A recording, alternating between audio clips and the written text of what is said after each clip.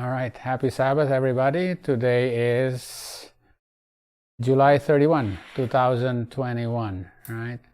July 31, 2021, and we are going to continue with our study still about the restoration of the sanctuary.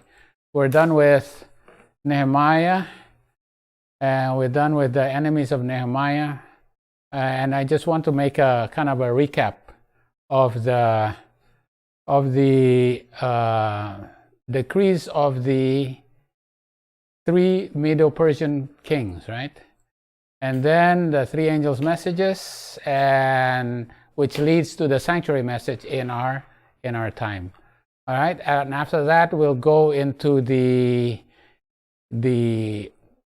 enemies of the restoration of the temple, right? In our time, right? Who are those leaders who actually will now go against our sanctuary message, right?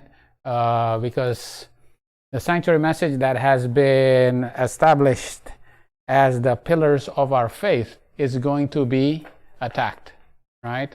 Not only from inside, but from outside also. All right, so here we go. We've seen this this slide many times, right?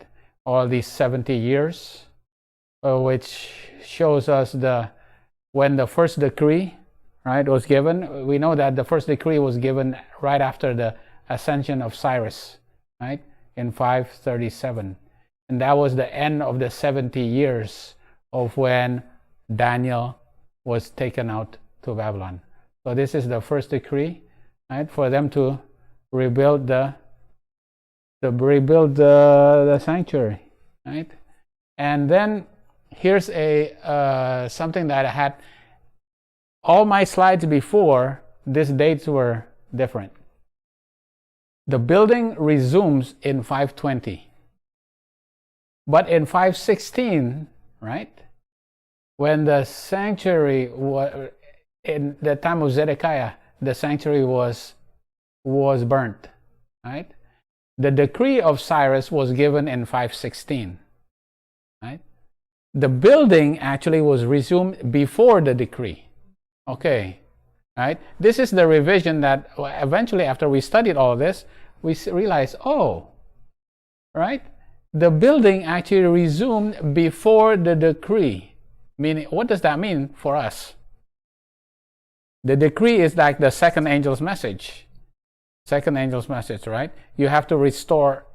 You have to restore even before the decree, right? Even before the decree, you already have to, before the second angel's message, right? What is the second angel's message? Come out of Babylon, right? Even before that decree is given, you already have to. You have to be in the. You have to be in the. You have to be already in the what? You have to already come out of error and confusion, and you already have to run to country living and all these type of things that we now understand. Even before the second decree is given, right? And then we know that the third decree is with Artaxerxes. All right, given in 457, right? So by faith, the building already resumes even before the second decree. Okay. Now this is the what you remember. I have this slide from a long time ago, but now I added another thing to this because we don't have Nehemiah here, right? So when was the walls and the gates finished? In what year of Artaxerxes? In the 20th year of Artaxerxes, right? Because this is 457 is the decree, which is the 7th year of Artaxerxes, and the finishing of the walls and the gates was in the 20th year, right? So we have this. It was in 444 BC. And it took them how many days to finish it? They only took 52 days to finish it. When Nehemiah came back, And they said, okay, everybody, let's rebuild the walls and the gates. It took them only 52 days, right? On the 25th day of the 6th month, they finished the walls and the gates, right? There's 444 BC. And the gates and the walls were rebuilt under Nehemiah, right? So that's how that's just the revision that we just added. So I had to basically change all my previous slides just to reflect that the rebuilding of the temple resumed even before the decree of the decree of Darius was given. Okay, all right. Now we will go to the time that the 3 angels' messages were given. Right? If this is the beginning of the 2300 days, 457, when does the 2300 days end? In 1844. And 1844 is when the 3rd angel's message is given. This is the first decree. This is the second decree. All right, okay. First decree is Cyrus, right?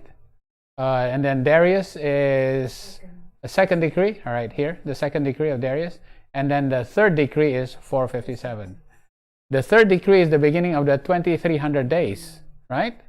And the 2300 days ends at what decree? What angel's message? The 3rd angel's message. It starts with the 3rd decree, and it ends with the 3rd angel's message, right? And to do what? The 2300 days, and then the sanctuary shall be cleansed.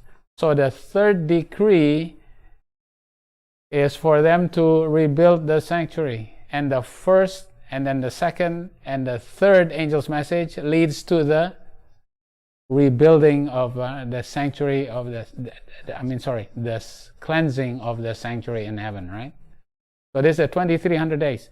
Begins with the 3rd decree of Artaxerxes, and it ends when the 3rd angel's message is given, so that the sanctuary can be cleansed. That's in what book is that? Daniel 8, verse 14, right? Okay. So, all right. It is just as essential now as ever before that they shall be repeated to those who are seeking the truth. This is the 3 angels' messages. By pen and voice, we are to sound the proclamation, showing their order. We have to give it in order. The first, then the second, and the third. And the application of the prophecies. Which prophecies? That lead to the 3 angels' messages, that bring us to the 3rd angel's message. There cannot be a third without the first and second. These messages are to give to the world in publications, discourses, showing in the line of prophetic history the things that have been and the things that will be. So what is Ellen White saying?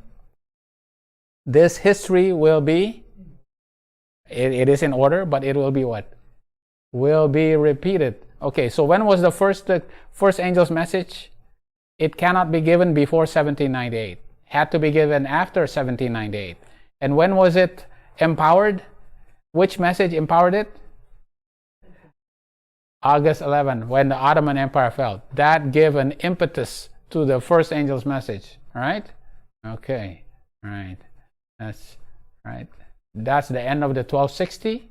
And what else? What prophecies end in 1798? 1290, and what else?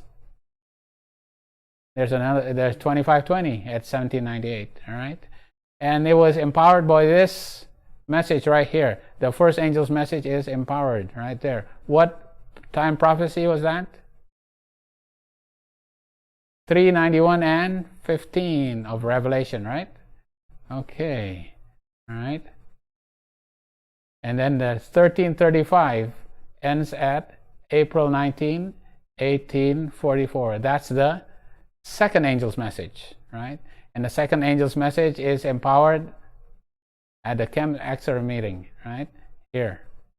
And then there's the third angel's message, which is the end of the 2300 days and also the other 2520, right? Okay. This July 21 is midway between what? Is midway between the first day of the first month and the midway between the first day of the first month and the 10th day of the 7th month is the 5th day of the first month. This is the first day of the 5th month. All right. Okay. All right. So we understand this is the three angels' messages. Right. This is a review for us. It's very in depth, but we've done this many times. This is the three angels' message, and it has been and will be repeated. All right. It will be repeated in our time. All right. These are the things that has been and the things that will be. We have to understand this. It will be. All right. Okay. And this will, Hiram Edson saw the vision in that apple orchard, right? Oh, in the cornfield. Sorry, it's in the cornfield, right? And he saw that Jesus entered into the most holy place, all right? And so Hiram Edson, and J.B. Hahn, and who else? Who's the other one? O.R.L. Crozier. They taught the what? The sanctuary doctrine, that it was not earth it's not earth that is cleansed, but what? The heavenly sanctuary that's cleansed. Okay. Ellen White said, I believe the sanctuary to be cleansed at the end of the 2300 days is the New Jerusalem temple, of which Christ is a minister. The Lord shewed me in vision more than a year ago that Brother Crozier, O.R.L. Crozier right here, had the true light on the cleansing of the sanctuary, right? So who was teaching it? O.R.L. Crozier. And this became, the sanctuary doctrine became a pillar of our faith, right? It was laid upon the foundation of the three angels' messages. The three angels' messages had to be established first, and then the sanctuary doctrine was laid on top of it, right? So we see the foundation and the pillars of our faith in the three angels' messages and the sanctuary doctrine. But these were not understood. When did they start to figure out these truths was to be the foundation? It was in the 1848. We know the story, right? But there's something that I just found out after going back to Selected Messages, Book 1. We know the story. All of them did not understand the Sabbath and the sanctuary, right? So they had to have a Bible and sanctuary conference in 1848, right? We know the story. Many of our people do not realize how firmly the foundation of our faith has been laid. So they had to lay their foundation, and all the leaders basically had to join together in a Bible conference. It's called the Sabbath, the Bible and the Sanctuary Conference of 1848. So they had to study Bible verses. And what would happen when they came to a verse? Again, these brethren came together to study the Bible in order that they might know its meaning and be prepared to teach it with power. When they came to a point in their study where they said, we can do nothing more, what happened? Ellen White was taken in a vision, and the clear explanation of the passages were given so that now they can understand. And there's another place where she wrote, how did the clear explanation of the passages, how was the explanation given? Another verse was given. So another verse was given so that they can explain this verse. So line upon line, right? Precept upon precept. So it was given, another verse was given, so now they could get a clear explanation of what? Understand the scriptures in regard to who? Christ, his mission, and his priesthood. Where? In the heavenly sanctuary. So they understood about the investigative judgment, the ministration of Christ, and that Christ had to use the merits of his blood to blot out the sins of the people. The That is how the sanctuary is cleansed, right? Okay. And we heard a line of truth extended from that time to the time when we shall enter the city of God. This line of truth will extend, right? All the way until we go to heaven. Was made plain to me, and I gave to others the instruction that the Lord has given me. Okay, all right? We remember this, that 1848, they established the sanctuary doctrine and the Sabbath, right? Right, here's a... During this whole time, I could not understand the reasoning of the brethren. My mind was locked, as it were, and I could not comprehend the meaning of the scriptures we were studying. Wow, she was giving the scriptures, but she did not completely understand it yet. So it took some time for them to understand it completely, right? This was one of the greatest sorrows of my life. I was in this condition of my mind until all the principal points of our faith were made clear to our minds in harmony with the Word of God, right? The brethren knew that when not in vision, I could not understand these matters, and they accepted as light direct from heaven the revelations given. She still did not understand these messages that was given in vision, right? The thing about it is like this. We usually stop right here. The next paragraph is very telling, okay? And it's something to do of when was her mind unlocked.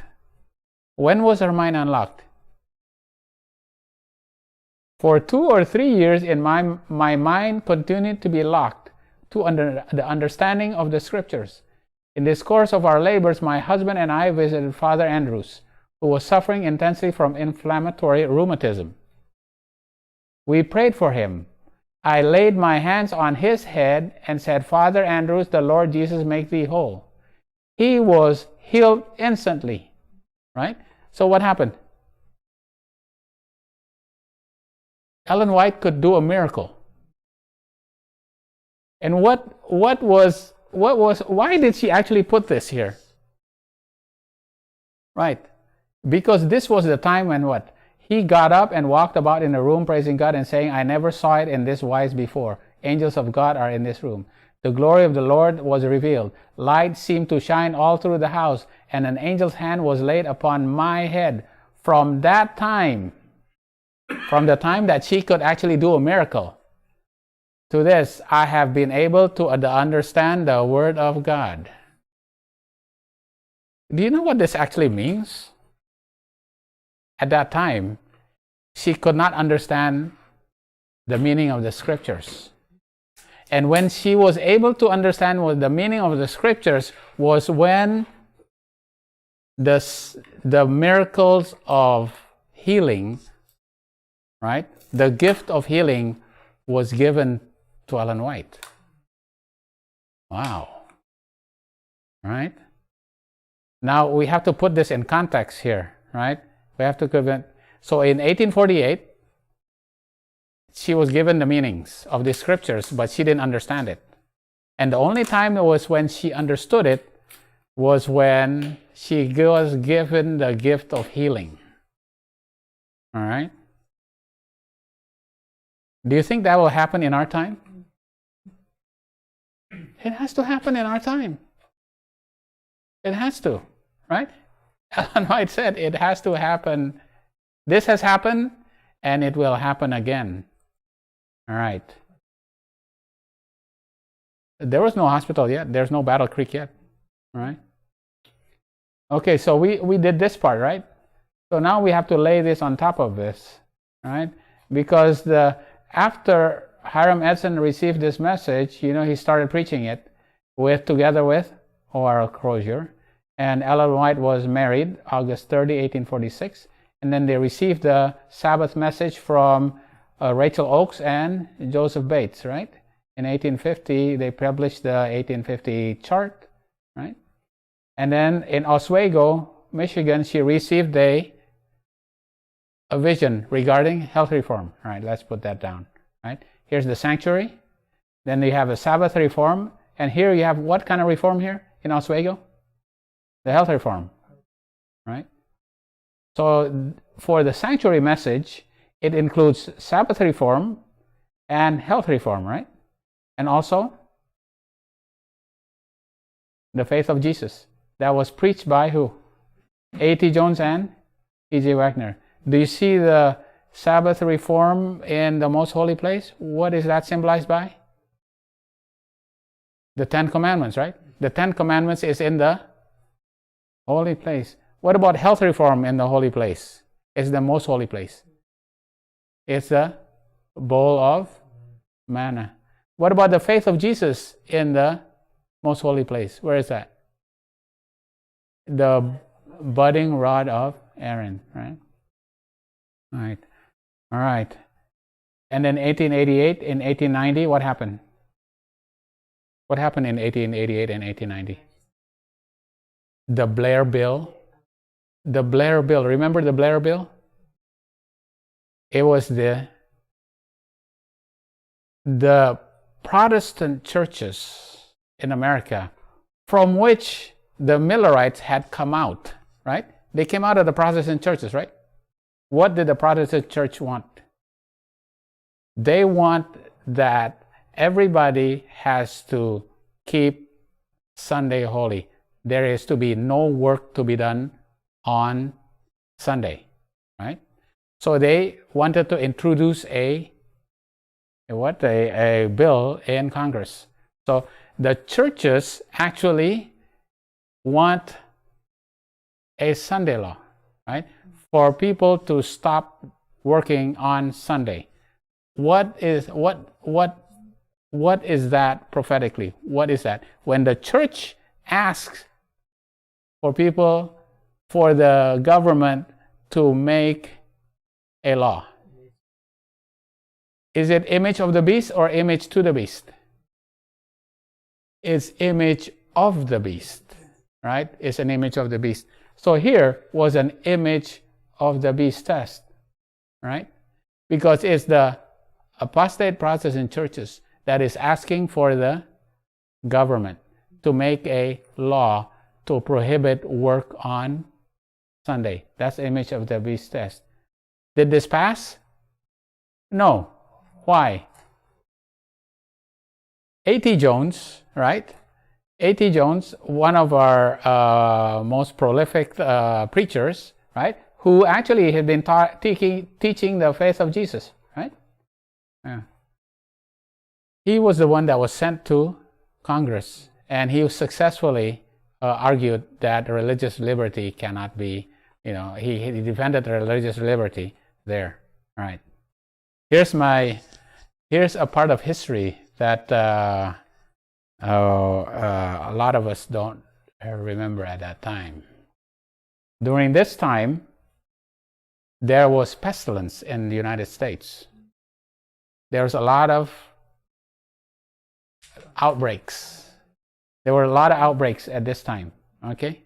What type of diseases was the outbreaks in this time? Smallpox, right? There was a lot of outbreaks of smallpox, and smallpox came into the ports of America by the ships. So it came to Boston, New York, San Francisco, Los Angeles, it came through the ports. And a lot of people developed smallpox. Who did they blame smallpox to?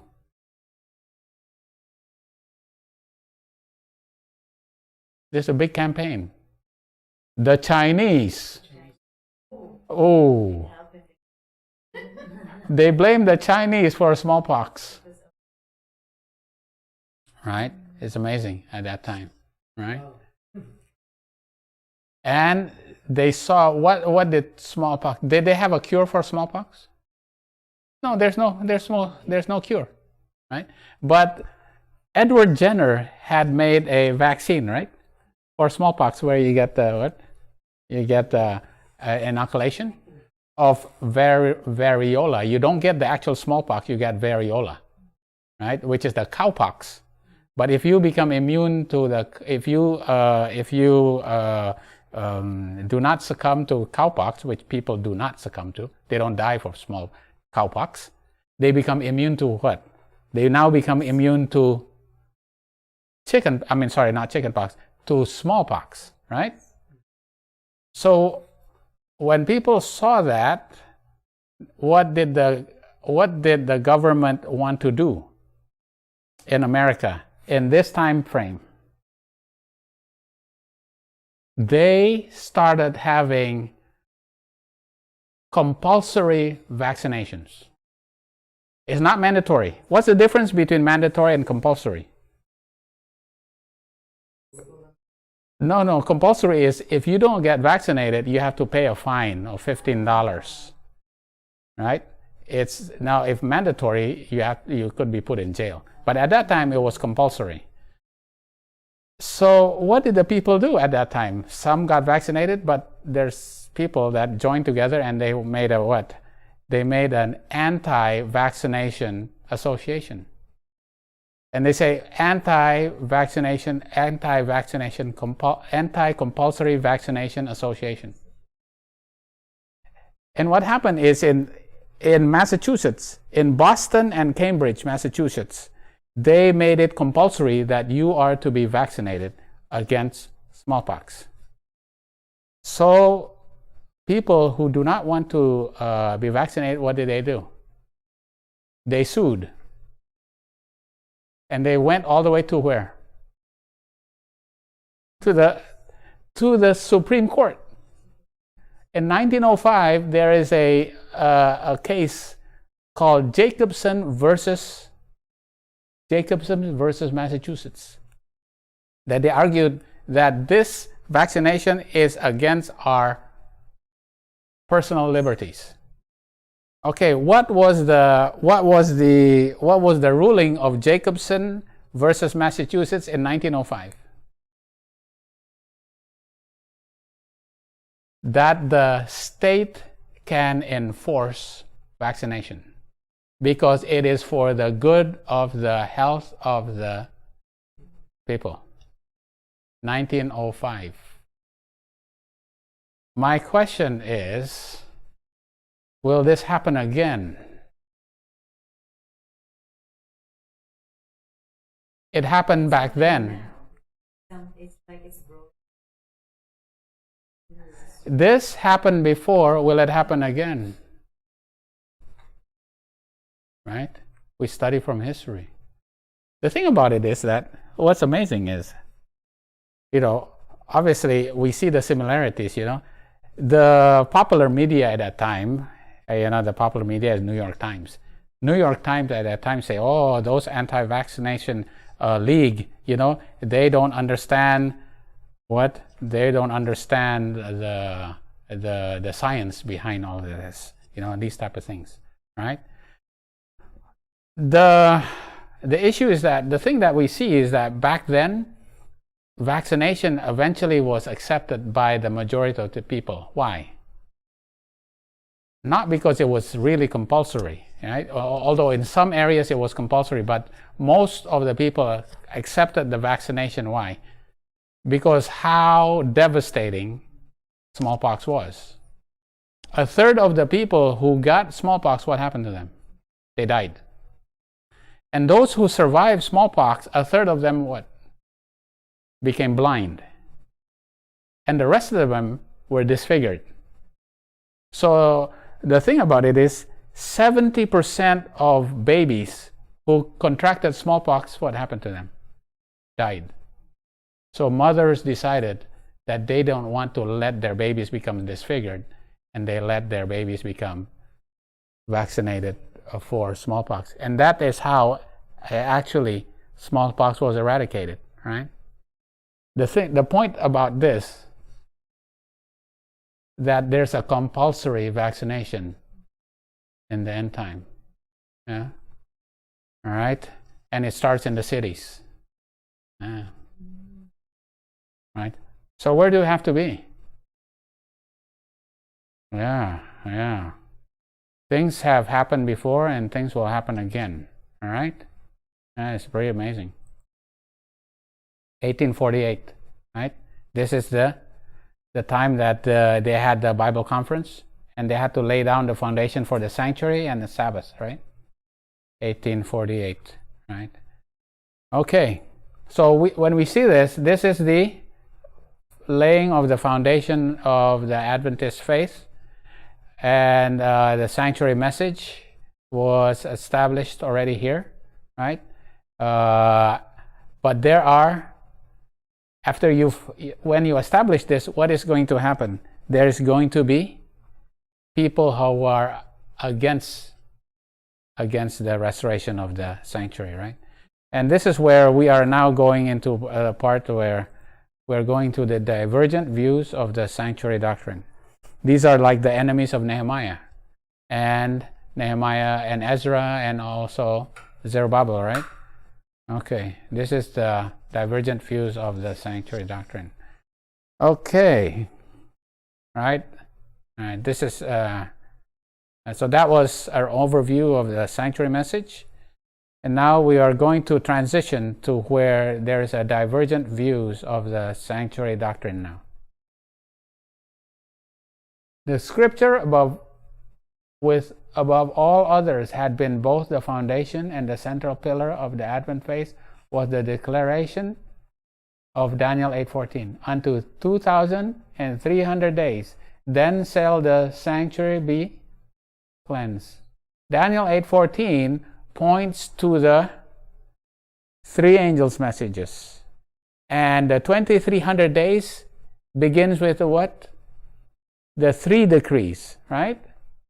This is the what? This is the foundation and the central pillar of our Advent faith. Because the foundation was laid with the three angels' messages, and upon it was put on the pillar of the Advent faith. Sabbath, which includes Sabbath and what? The sanctuary message, right? Yeah. These had been familiar words to all believers in the soon coming.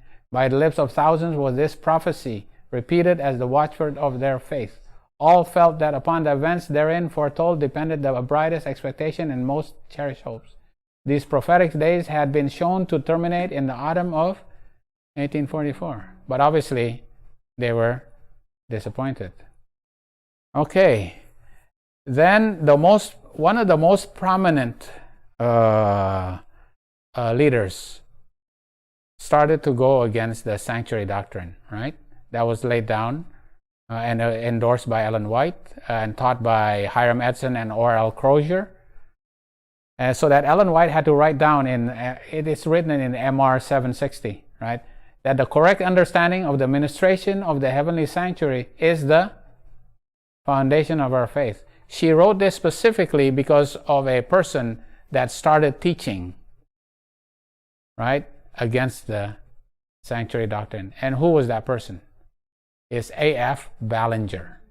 A.F. Ballinger. So this was specifically directed to A.F. Ballinger because his teaching will undermine the foundation of our faith, which is associated with the three angels' messages and the sanctuary doctrine. Right? We usually say it's A.F. Ballinger that held the divergent views, the first one. But when we go back, it's actually not A.F. Ballinger, right? It's actually Dudley Canright. Remember who Dudley Canright was? Who's Dudley Canright? He was one of the ministers, right? He is a very prominent Adventist minister, right? And he was a defender of the Sabbath, right? Defender that the Adventists at that time was a non-Trinitarian denomination, right? And the sanctuary message, right? But then he got disappointed. And what was the main reason why he was disappointed? Because Ellen White continued to rebuke him, right? Yeah. All right. Ellen White rebuked him for the things that he wanted to do. And I believe one of the things that he wanted to do, he wanted to learn how to speak eloquently. Because he wanted to have a successful ministry. And he said, look at all the successful ministries. And those successful ministries were the Protestants. And the Adventists were not as prominent as the successful ministries. So he wanted to be like them. And Ellen White rebuked him for that. And he had a grudge against Ellen White. And eventually, his biggest book, right? He wrote a book, and it's called Seventh-day Adventism Renowned. If you read this book, his major attack was against what? Or who? Is against Ellen White. He constantly attacked Ellen White, right? And that Ellen White this, Ellen White that, right? Everything about Ellen White. So the majority of his book was against Ellen White. But what we don't, and this book was actually printed first published in 1889. All right, 1889. Right. All right. But in this book also, we see that Seventh-day Adventism renounced, right? In chapter 7, he went against the sanctuary doctrine, right? So, I'm just going to go over the sanctuary doctrine and then see whether you can defend it. Now, we've done the sanctuary doctrine for how many months now? So now, I think we should be able to defend it against Dudley Canright, right? Because now he's attacking the sanctuary doctrine. Okay, let's go and see what did Dudley Canright, how did he attack the sanctuary doctrine? Seventh-day Adventism make everything turn upon their view of the sanctuary. It is vital with them. If they are wrong on this, their whole theory breaks down. The leaders should therefore study this subject carefully. Okay. Just, if you want to attack the Adventists, study the sanctuary doctrine. Because if their sanctuary doctrine breaks down, they don't have a system of faith, right? They dwell upon it constantly and affirm that they are the only ones in all Christendom who have the light on the subject. Oh my. I will devote only a few pages to it, just enough to show the fallacy of their system. Okay. All right. It's interesting to understand this, to read this. Why do we need to read this? Why do we need to know this? Because this is exactly the book that the other churches read to specifically attack Ellen White and the sanctuary doctrine. They actually go back to this book to read. How are you going to show that Adventism is actually a false religion, or they call it a cult back then? How did they do it? They read this book, right? So they read this book. So, and if it's going to happen the end time, it's going to happen again. So how are they going to attack the sanctuary doctrine? They're just going to use the same arguments that was used back then. So if we know the arguments, we know the answer, right? Yeah. And this is why we want to study to some degree. It's not that we want to know exactly everything that he's against, right? But we have to know what how he's attacking his method, so that we know how to answer it, right? Okay, the first one, and I had to cut certain parts of it, because he attacks in a language that is sometimes a little bit too harsh, in my opinion, right? So I had to cut a little bit out of it, The very first thing that they did was to get the wrong year, 43 instead of 44. Then when they got that fixed up, instead of announcing the real event to take place, the change in Christ's work in the heavenly sanctuary, they said he was to come to earth, raise the dead, and burn the world, when nothing of that kind was to occur. Right? So he says, okay, first thing, your system of faith was initially built on errors. All right? You got the date wrong, and then you got the event wrong, and instead of just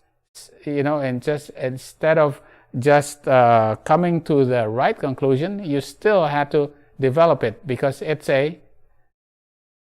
was based on error. This is what his contention was, right? Not 1 in 50 of the original Adventists ever found out the real mistake that they had made. Not even one of the leading Adventists, like Miller, Himes, Litch, ever accepted the sanctuary explanation. Oh my. Yeah?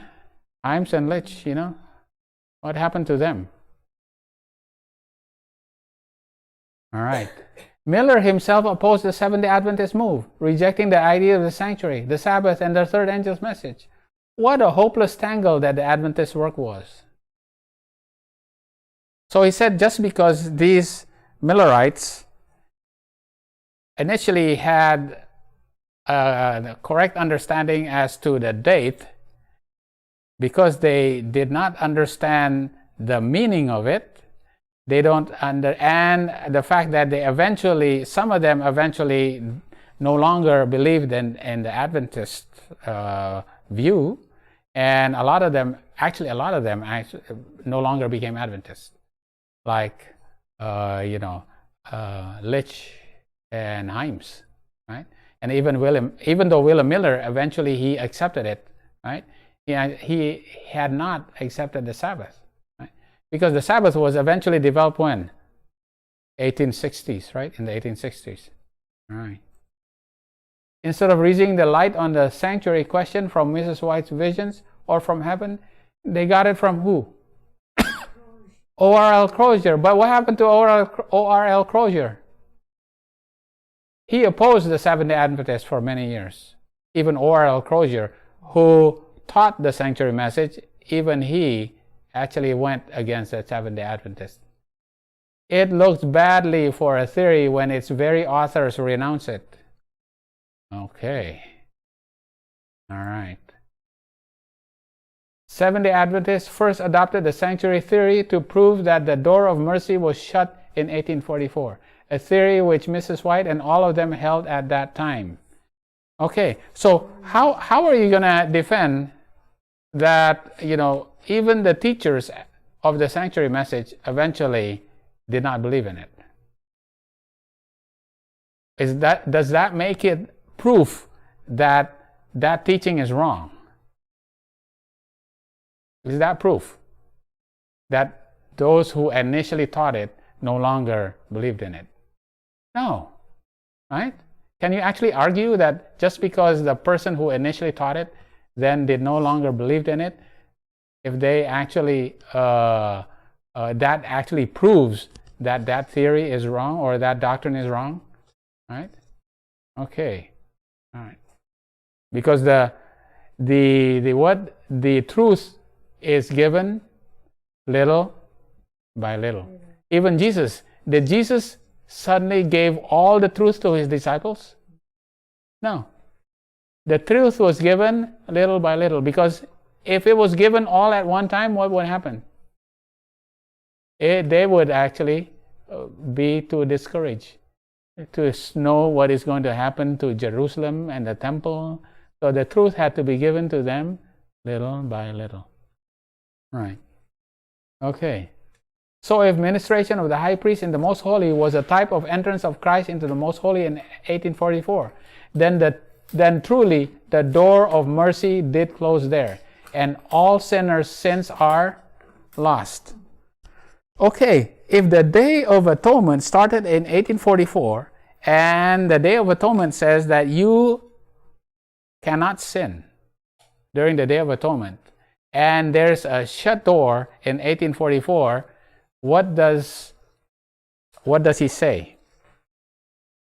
That the shut door doctrine of the Seventh-day Adventists is wrong, right? Because he claims that the Seventh-day Adventists actually taught that no sinners can be forgiven after 1844. That's what he's arguing. If the Advent argument on the sanctuary that on the Day of Atonement no work whatsoever was to be done is correct, and the Day of Atonement began in 1844, then they ought not to have worked a day since. I see this argument also, right? People are actually bringing this up again. This is old news, actually. We have to be able to defend against this, right? Yeah. Finally, being compelled to abandon the position that the door of mercy was entirely shut against sinners in 1844, they next taught that only those who could be saved who knew of the change which Christ made in the sanctuary in heaven in 1844. So Mrs. White wrote, they have no knowledge of the move made in heaven or the way into the most holy, and they cannot be benefited by the intercession of Jesus there. They offer up their useless prayers to the apartment which Jesus has left. What an abominable doctrine! No one can be saved unless they know of the change which Christ made in heaven in 1844. But no one except Seventh-day Adventists has the slightest idea of that change. Think of that. How are you going to defend against this? First of all, do you know what the shut door doctrine is? What did the Seventh-day Adventists believe of the shut door doctrine in 1844? It actually exclude all sinners, meaning that all sinners can no longer be saved after 1844? Right. See, that's the thing. Right? So the Adventists believe that the shut door was for those who had been given light. And what did they do to that light? They rejected the light. They were given all these things. The teacher, William Miller, was teaching all these things to the Protestant churches, but the Protestant churches rejected it. Right? So it is for those who had given the knowledge and they reject it, and then the door is shut. Right? But now they have abandoned this view of the sanctuary and hold that all who honestly seek God may be saved without any of this light on the sanctuary. Thus, they have already held 4 different positions. Right? It was on the earth. The door of mercy was shut to all sinners in 1844. It was open only to those who learned about Christ's change in 1844. It is now open to all. What will they hold next? Wow. Right? So we have to understand the shut door, the shut door message, right? So how did the Millerites, for them, they understood, so they had to defend against Canright. So they had to explain what the shut door message was. So they had to show that Ellen White and James White, still worked for those who did not, who once knew the message but rejected it. Right? Those were those people who the shut door was closed to. Right? And there's actually a list of people who lived in 1844 who was still alive in 1889 here, who knew of the shut door message. And the shut door message was that those who rejected it before, their probation had closed for them, and the door of mercy was closed to them.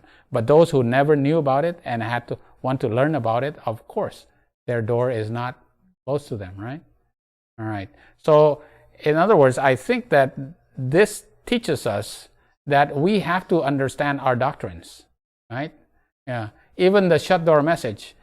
For a while back, I heard of this shut door message, but I really didn't understand what was this shut door message.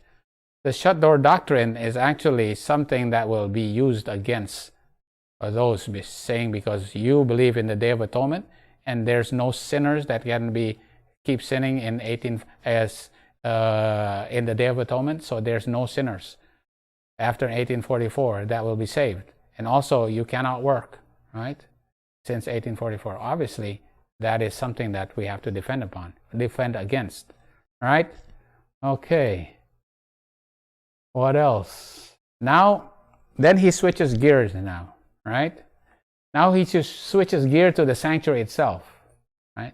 And this part, he brings up that about the veil, the argument beyond the veil, right? And that the throne is, now his contention is that the throne of God is where? Where does he contend? Where is the throne of God? It is only in the most holy place. There's no throne of God in the holy place, right? This is something that we cannot be confused about, right? But sometimes we're confused. Where is the throne of God? Is it in the most holy place? Obviously, yes. But was the throne of God also in the holy place? Yes, right? Because where is the throne of God in the holy place? In the sides of the north. Where is the sides of the north? On the on the table of showbread. On that table of showbread, there are what? There's two thrones, right? There's two crowns. That two crowns, right? And there's two crowns, and there's 12 loaves of bread on that, right? And that represents the throne of God, right? It's in the holy place. Right? He argues that the throne of God is only in the most holy place, right? When Jesus ascended to heaven 1800 years ago, he went directly to the right hand of God that sat down on the throne. So what he's saying that Jesus' right way went to the most holy place in 31 AD, as the high priest went within the veil, right? So he's the one that brought up this within the veil, right, among the Adventist leaders. It was actually not A.F. Ballinger. He's the one that brought it up within the veil. So Jesus, our high priest, went within the veil in the most holy place to the right hand of God. So he's the one that brought in this. Their understanding of within the veil is beyond the second veil, which is, so Jesus went directly into the most holy place, to the throne of God, because the throne of God is not in the holy place. It's in the most holy place, right? This is his argument. Before the throne, right? Now he goes against Uriah Smith now. So within the veil, before the throne, it says, Elder Smith asserts that the throne of God was in the first apartment of the sanctuary, because it is said that the 7 lamps and the golden altar were before the throne, and that's in Revelation, right? It's in front of the where? Of the table of showbread. It is a desperate cause which seizes upon such proof. The same argument would prove that the ark and God's throne were always in the first apartment of the earthly sanctuary, which we know to be false, as there was only a veil which divided the holy from the most holy, where God's throne was. So he's arguing that that was before the throne of God, because it was near the veil, which is near the ark in the most holy place, right? He does not want to concede the fact that the throne is also in the holy place, all right? Okay. Not a single text can be found in all Bible where the ark and the cherubim throne are in the holy place. Wow. Adventists always assume and say that the temple of God is the most holy place. The most holy place, or the oracle, was the room in the temple. It was not the temple itself. Okay, where is he going with this? When the temple in heaven was opened, Adventists used this text to prove that the most holy place in the heavenly sanctuary was not open until 1844. Wow. Now, you can read this, but where was he going with this? Paul says that the Christ is a minister of the great and more perfect tabernacle. Then it must differ from the earthly one. Okay, it differs. Paul says that it is one not made with hands. What does that mean? It is made by God, right? But what does he say? It means that the sanctuary in heaven is not a material building. It's actually spiritual. Okay, this is where he's going. He says in heaven there is not a literal sanctuary. This is where he's going, right? Is that being taught? Yeah. All right. Paul says that Jesus' flesh is the veil. This shows that the temple was only figurative. Wow. Scarcely one of the types had an antitype just like it. Thus, lambs and oxen were the type of which Jesus was the antitype. But he was a man, and they were beasts. Oh boy. How could a beast be a type of a man? This is his argument.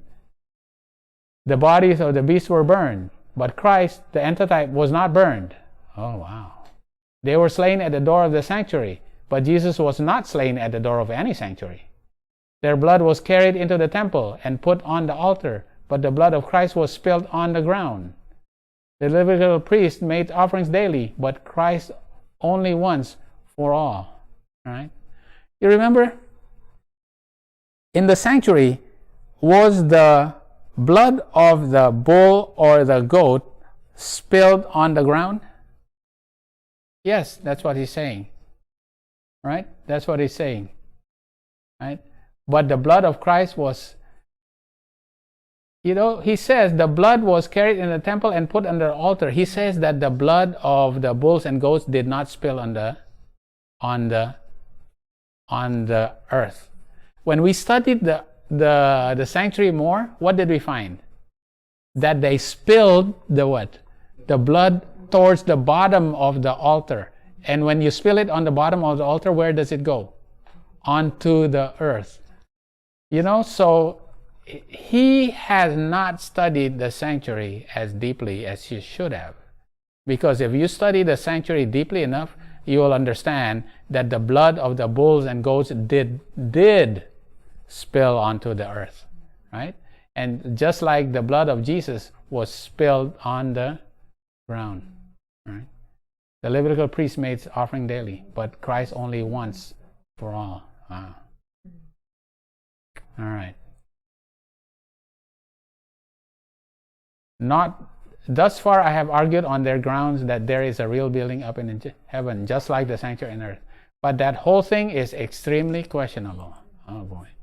As children are taught moral truths by object lessons, so God taught the Jews spiritual truth by the object lessons of the type of their worship. Hence, it does not follow that in Christian worship there must be such a material thing used up in heaven. Rather, the presumption is against it. Wow. He says the material thing is on earth, and the spiritual thing is in heaven. The problem is what? It's actually the other way around. The type is the what? The type is a shadow. So the earthly sanctuary is a what? Is a spiritual type of what actually in heaven. The type is the shadow of the antitype. The antitype is in heaven, and the type is on earth. Wow. The whole temple service was for the Aaronic priesthood, but Christ is not a priest after the order of Aaron, but is that of Melchizedek. Oh boy, we can do this over again, right? We have to be able to defend all of these things, right? Because all these things is going to be used. Paul directly states that the type of the law were not the very image of the thing they represent. But Adventists make their argument on the assumption that they were exact image of things in heaven, thus ignoring Paul's statement. All right. Why do we have to study all these things? Because all these things will be used against, right? Because the issue is that to make it easy for those who really have not studied the sanctuary, how are they going to attack those who believe in the sanctuary message? They just use the old arguments that was used in the past, right? Do they really study the sanctuary that deep? Not really. They just use the sanctuaries of the past. That's why we have to study the sanctuary message very deeply so that we can defend it, right? Okay, here's the conclusion, all right? I saw a company who stood well guarded and firm, giving no countenance to those who would unsettle the established faith of the body. God looked upon them with approbation. I was shown 3 steps. Now, this is Ellen White's vision in early writings. I was shown 3 steps. The first, second, and the third angel's message. Said my accompanying angel, woe to him who shall move a brick or stir a pin of these messages. The true understanding of these messages is of vital importance, right? The first, second, and 3 angels' messages are like the steps. The steps that lead where? Okay. The destiny of souls hang upon the manner in which they are received. They have to receive what? The first, and the second, and the third. I was again brought down through these messages, and so how dearly the people of God had purchased their experience. It had been obtained through much suffering and severe conflict. God had led them along step by step, the first, the second, and the third, until they had been placed upon a solid, immovable platform. So the first, second, and third leads to what? A platform, right? And I saw individuals approach the platform and examine the foundation. Some with rejoicing immediately stepped upon it. Others commenced to find fault with the foundation. Oh, then they start, okay, let's dissect this, because what did they wish? They wished improvement made, and then the platform would be more perfect, and the people much happier. Some stepped off the platform to examine it and declared it to be laid wrong, right? But I saw that nearly all stood firm upon the platform and exhorted those who had stepped off to cease their complaints. For God was the master builder, and they were fighting against him. They recounted the wonderful work of God, which had led them to the firm platform, and in union raised their eyes to heaven and with a loud voice glorified God. This affected some of those who had complained and left the platform, and they with humble look again stepped upon it. So some came back, but a lot of them did not. All right. So the three angels' messages are like the steps that lead to a platform on which the sanctuary doctrine becomes the pillars, and the Sabbath becomes a pillar, right?